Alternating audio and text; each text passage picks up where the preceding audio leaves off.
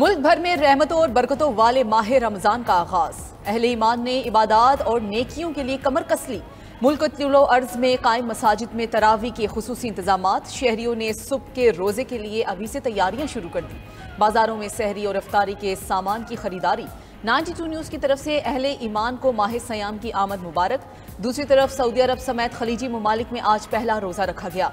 मस्जिदुल हराम और मस्जिद नबी सल्लल्लाहु अलैहि वसल्लम में तरावी के रूह परवर इज्तिमात। ईमान, इंडोनेशिया, अफगानिस्तान में भी आज पहला रोज़ा है। अमरीका, बरतानिया, रूस, ऑस्ट्रिया, न्यूजीलैंड, ऑस्ट्रेलिया में भी आज शहरियों ने रोज़ा रखा। बरतानिया में मुस्लिम कम्युनिटी तकसीम, कुछ ने आज और रोज़ा रखा और कुछ अफराद कल पहला रोज़ा रखेंगे। मलेशिया, भारत, श्रीलंका और फिलिपाइन में पहला रोज़ा कल होगा। पिछले साल के मुकाबले में महंगाई दम तोड़ चुकी है, लेकिन इसके बावजूद भी जो मुस्तहिक खानदान है उनकी खिदमत रमजान में अल्लाह ताला के बेपाया फजल करम का बायस बनेगी। तकरीबन 20 अरब रुपए की खती रकम इस पैकेज के लिए मुख्तस की गई है, जिसके जरिए 40 लाख खानदान यानी 2 करोड़ से ज्यादा अफराद मुस्तफीद होंगे। वज़ीर-ए-आज़म शहबाज शरीफ का इस्तेमाल 20 अरब रुपए के तारीखी रमजान पैकेज के जरा 40 लाख खानदान और 2 करोड़ अफराद मुस्तफीद होंगे। डिजिटल वॉलेट के जरिए फी खानदान 5000 रुपए दिए जाएंगे। शहबाज शरीफ का कहना था, रमजान पैकेज पूरे पाकिस्तान के लिए बिला तफरीक मुतारफ करवाया गया। गुज़श्ता साल 7 अरब रुपए का पैकेज था, इसे 3 गुना तक बढ़ा दिया। शफाफियत को भी यकीनी बनाया जाएगा, अब लंबी कतारों में खड़ा नहीं होना पड़ेगा। शहबाज शरीफ ने मज़ीद बताया, यूटिलिटी स्टोर्स पर करप्शन के जरिए गरीबों का पैसा लूटा गया। हम यूटिलिटी स्टोर से जान छुड़वा रहे हैं, इन्हें बेहतर बनाकर निजकारी की जाएगी। अल्लाह ताला अवाम के लिए मुल्क के इदारों की कोशिश कबूल फरमाए।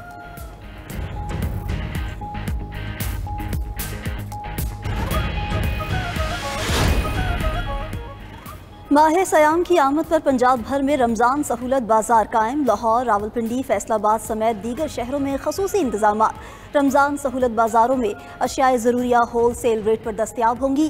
लाहौर के मॉडल बाजारों में सहूलत रमज़ान स्टॉल्स लगाए गए। रावलपिंडी में अलामा इकबाल पार्क और हैदरी चौक में रमज़ान बाजार कायम। इस्लामाबाद में 6 सस्ते रमज़ान बाजार और 17 फेयर प्राइस शॉप्स बनाई गई हैं। रमज़ान बाजार G6, H9 और G11 में कायम किए गए हैं।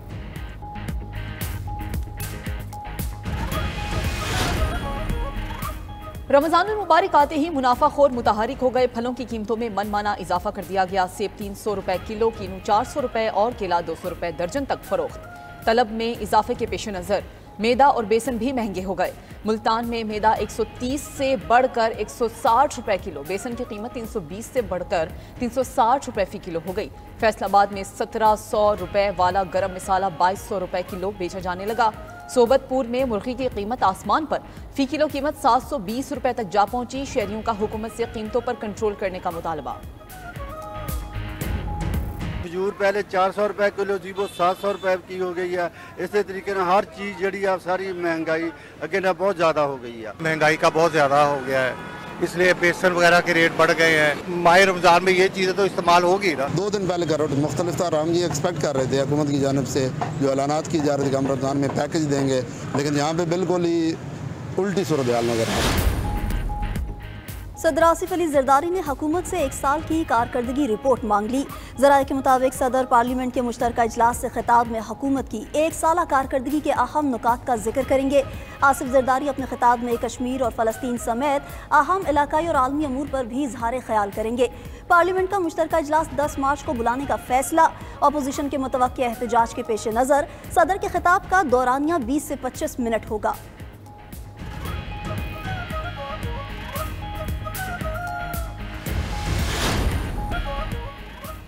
गवर्नर सिंध ने अपनी जिंदगी से मुतालिक संगीन खदशात का इजहार कर दिया। कराची में न्यूज़ कॉन्फ्रेंस के दौरान कामरान टेसूरी बोले, उनकी जान को खतरा है, उन्हें जान से मारने की धमकी वाली ईमेल मिली है। मजीद कहा, मुस्तफ़ा आमिर कत्ल केस में बाज़ सरफराद का हाथ है। मुस्तफ़ा कत्ल केस ठीक से हैंडल हो गया तो मनशियात का खात्मा हो जाएगा।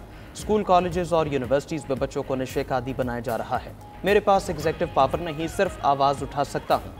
गवर्नर हाउस में 10 लाख अफराद के लिए इफ्तार डिनर का एहतमाम किया गया है। रमज़ान में गवर्नर हाउस के दरवाजे अवाम के लिए खुले होंगे। रोज़ाना एक प्लॉट की कुरानदाजी भी की जाएगी।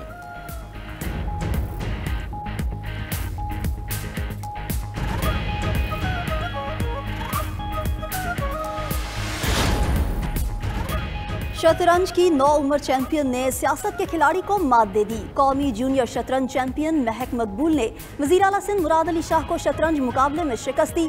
सरकारी स्कूल की तालिबा और चेस चैंपियन महक मकबूल ने 15 चालों में वज़ीर आला को ढेर कर दिया। वज़ीर आला सिंध ने महक मकबूल को 1 लाख रुपए का इनाम दिया। मुकाबले के दौरान सूबाई वुज़रा, जिंदगी ट्रस्ट के शहजाद रॉय और दीगर भी मौजूद थे। वज़ीर आला सिंध ने कहा कि महक मकबूल ने शानदार खेल दिखाया। सिंध के तुलबा ने शतरंज के मुकाबलों में धूम मचा दी।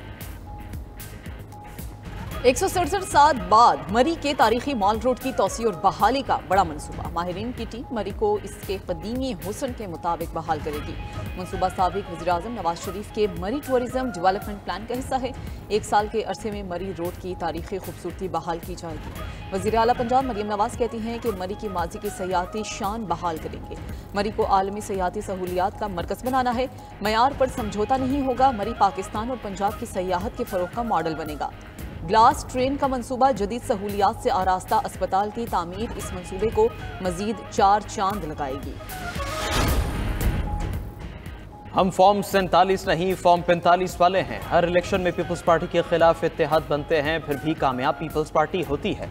हमारी जड़ें आवाम में हैं और मरते दम तक रहेंगी। सीनियर वजीर सिंध शर्जील मेमन का टंडोजा में सोलर सिस्टम तकसीम करने की तकरीब से खिताब।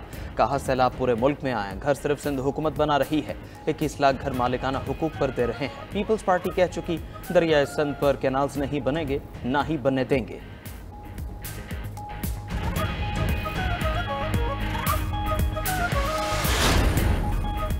वर्ल्ड बैंक का पाकिस्तान में मौशी सूरत हाल मुस्तहकम होने का एतराफ़। कंट्री डायरेक्टर नाजिब बिन हुसैन कहते हैं कि पाकिस्तान में मौशी इस्तेहकाम मजबूत हो रहा है। अब 10 साल तरक्याती मनसूबों के मुआहदे पर दस्तखत का मौका आ गया। 20 अरब डॉलर कर्ज का इस्तेमाल साफ तवानाई और माहौलियाती बहाली जैसे शोबों में किया जाएगा। तवीलुल मुद्दती प्लान वर्ल्ड बैंक ग्रुप की तरजीहात से हम आहंग हैं।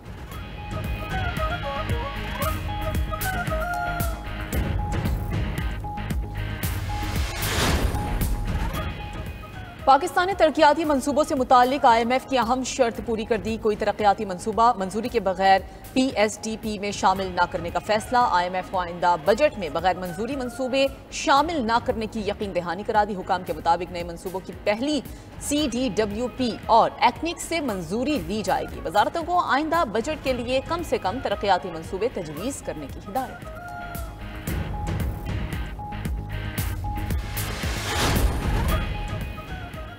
अमेरिका की तारीख में हैरानकुन वाकया। व्हाइट हाउस में अमेरिकी सदर की यूक्रेनी हममनसब से तलखलामी। ट्रंप ने ज़ेलेंस्की को व्हाइट हाउस से चलता कर दिया। मुलाकात में ट्रंप ने यूक्रेनी सदर को कहा, आप तीसरी जंग अजीम का जुआ खेल रहे हैं, रूस के साथ डील करो वरना हम तुम्हें छोड़ रहे हैं। आप इस वक्त कोई अच्छी पोजीशन में नहीं हैं, आप समझौते के बगैर कोई सौदा नहीं कर सकते। नायब सदर जेडी वेंस ने भी ज़ेलेंस्की को आड़े हाथों लिया, माफ़ी मांगने का मुतालबा भी कर दिया। बोले, क्या ओवल ऑफिस में आकर अमेरिकी इंतजामिया पर हमला करना काबिल एहतराम है? आपने अमेरिका का शुक्रिया तक अदा नहीं किया।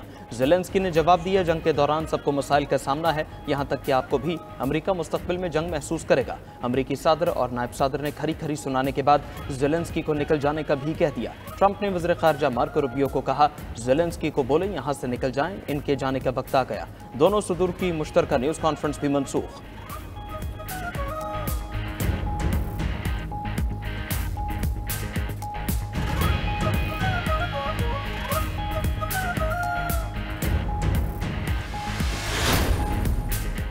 कुछ गलत नहीं किया, माफ़ी क्यों मांगूं? यूक्रेनी सदर का ट्रंप से तलख कलामी पर माफ़ी मांगने से इनकार। अमेरिकी न्यूज़ चैनल को इंटरव्यू में ज़ेलेंस्की ने कहा कि उनको ओहदे से हटाने का फैसला सिर्फ यूक्रेन के अवाम कर सकते हैं। अमेरिका के लोगों ने हमारे लोगों को बचाने में मदद की, इस पर अमेरिका के शुक्रगुजार हैं। यूक्रेन अमन के लिए तैयार है, हम मुनसिफाना और देरपा अमन चाहते हैं। सिक्योरिटी की जमानत के बगैर जंगबंदी ठीक नहीं। अमेरिकी हिमायत के बगैर रूस से लड़ भी नहीं सकते। उम्मीद है अमेरिकी सदर हमारे साथ हैं।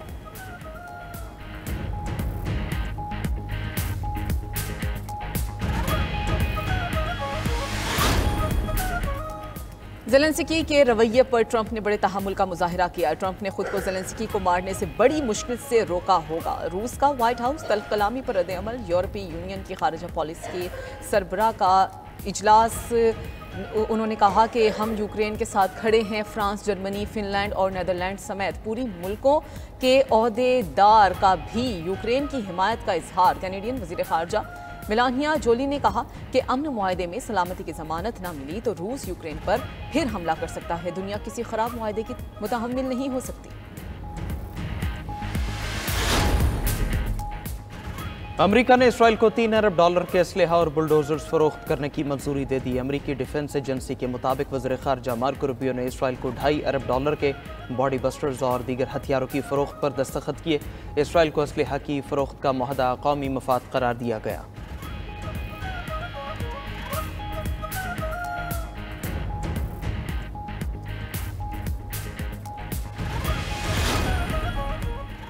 बरतानिया में एक और वजीर का इस्तीफा आ गया। वजीर आज़म केयर स्टार्मर की पॉलिसी से इख्तलाफ पर बैनुल-अक़वामी इमदाद की वजीर मुस्ताफ़ी। इस्तीफे में वजीर एनालीज डॉट्स ने कहा कि बैनुल-अक़वामी इमदाद में कमी से ज़रूरतमंद अफराद मुतासिर होंगे और बरतानिया की साख को भी नुकसान पहुँचेगा।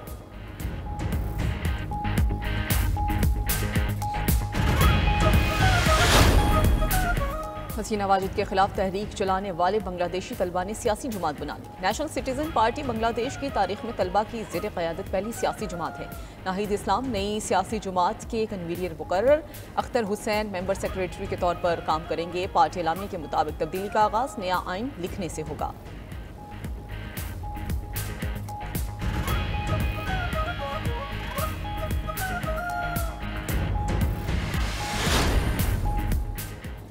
ईसाइयों के मजहबी पेशवा पोप फ्रांसिस की हालत तशवीशनाक। वेटिकन के मुताबिक पोप को सांस लेने में दुश्वारी के बायस वेंटिलेटर पर मुंतकिल कर दिया गया। 88 साला पोप फ्रांसिस में डबल नमोनिया की तशखीस हुई थी।